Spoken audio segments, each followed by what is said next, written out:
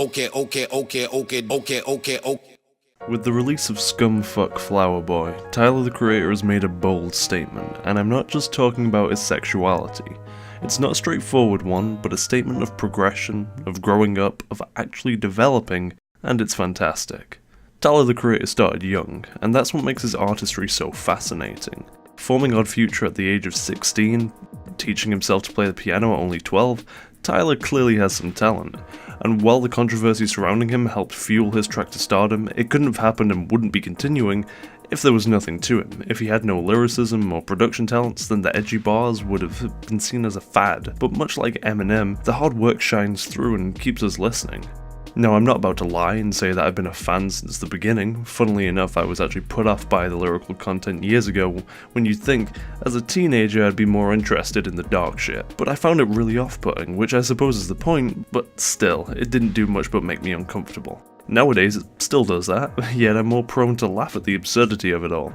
Of course, some graphic detail can still make me cringe, though for the most part, after being introduced to such concepts through Slim Shady, I'm at ease with their stupidly offensive lyrics. They're not the exact thoughts of Tyler, but of his characters, and even if you want to believe that they are actually his, then hey, he was an edgy youngster wanting attention in the easiest way he knew how. Remember that part, because we'll be coming back to it later.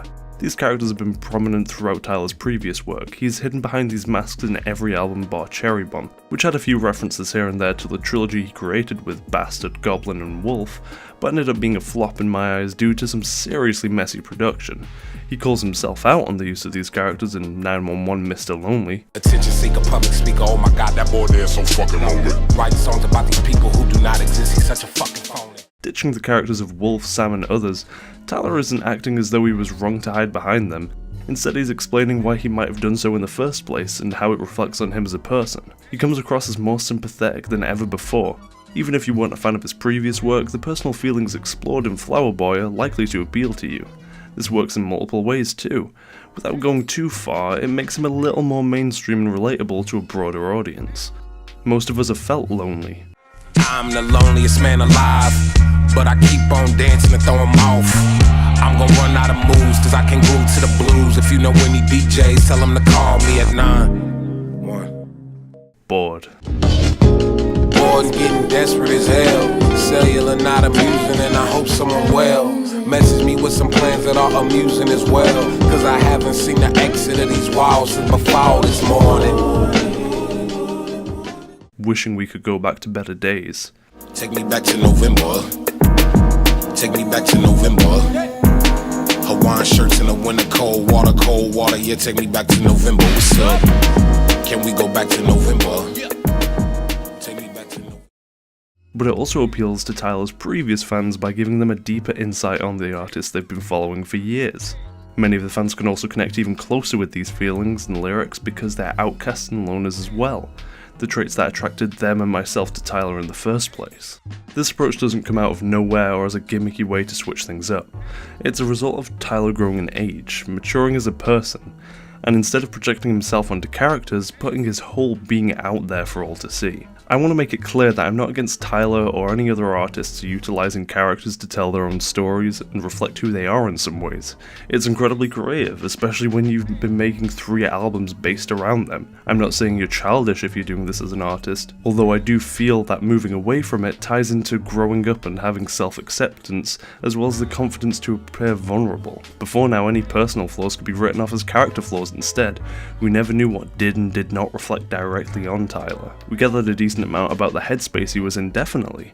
He had personal tracks about his grandmother.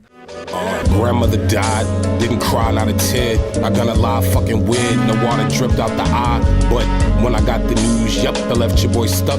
Cause when my mom dipped, she was the one that gave me a fuck.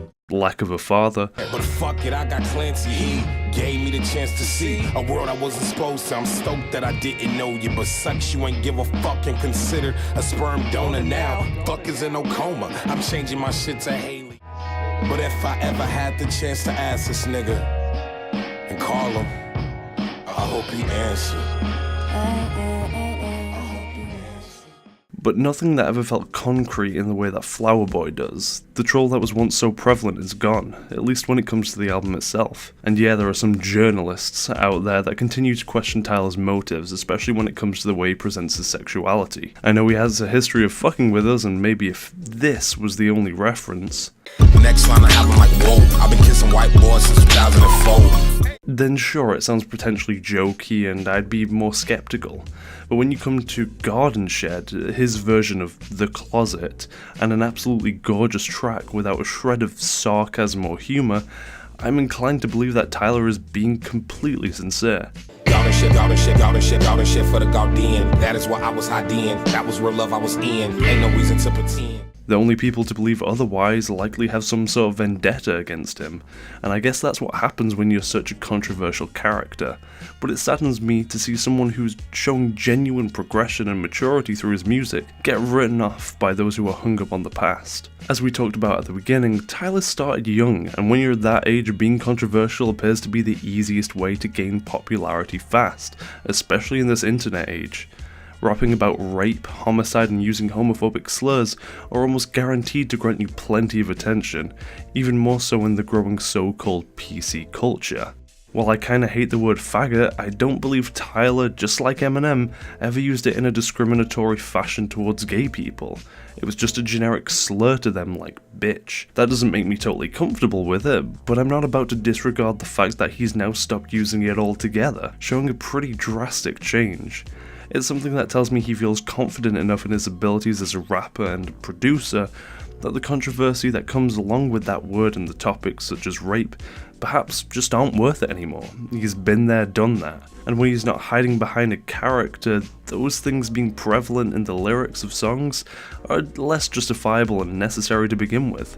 The lack of them on Flower Boy proves that they were just a part of his character and old self. If anything, the realization about his sexuality makes the prominent use of faggot in his previous work make far more sense. In the same way many closet gay people appear intensely homophobic, Tyler's use of the word, along with how often he joked about being gay, arguably displays his deeper insecurities. Flower Boy's full title, Scum Fuck Flower Boy, continues to reinforce the dichotomy of Tyler as a person, contrasting his seemingly hard shell and aggressive behaviour with his complex and heartfelt emotions.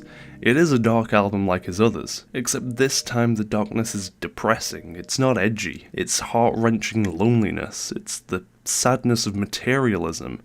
Purchase things till I'm annoyed. These items just filling the void. Been feeling it for so long, I don't even know if it's shit I enjoy. That owning a McLaren won't bring you happiness. 5-car garage, full tank of the gas, but that don't mean nothing without you shotgun in the passenger.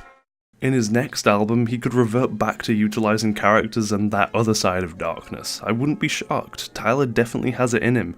He still has that edge, as you can see in some of his live performances and his consistently all caps Twitter. However, he's not simply progressed as a person, but as an artist. The thought and care put into Flower Boy is on the opposite end of the spectrum compared to Cherry Bomb, which had tracks where you couldn't even hear him properly. The mixing is that bad, intentionally so, but I'm not interested in a full album of rough drafts. Then you hear Flower Boy and it sounds pristine, simply incredible production throughout. Maybe this has something to do with it. This part is off the 17th version of this song. The one that made the album is number 25. The whole I don't give a fuck, just get that shit out there attitude appears to be gone, and let's hope it stays that way. I hope this has shown you how people can change in a multitude of ways. This is Tyler the Creator blooming, and I look forward to seeing what he grows into.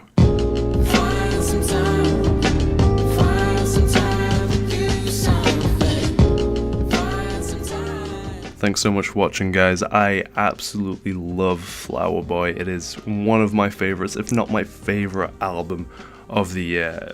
Absolutely blown away after being less than interested in his previous work, but it inspired me to go back and give those other albums another shot, and going back to them I actually enjoy them a lot more now, although I still stand by that Flower Boy is by far his best work. so I thought I'd share with you what makes it so appealing to me. I want to thank you so much for watching. Like the video if you liked it, dislike it if you disliked it, subscribe if you want to see more videos similar to this one. Let me know what you think of this video and Tyler the Creator himself in the comments down below, and I'll see you next time.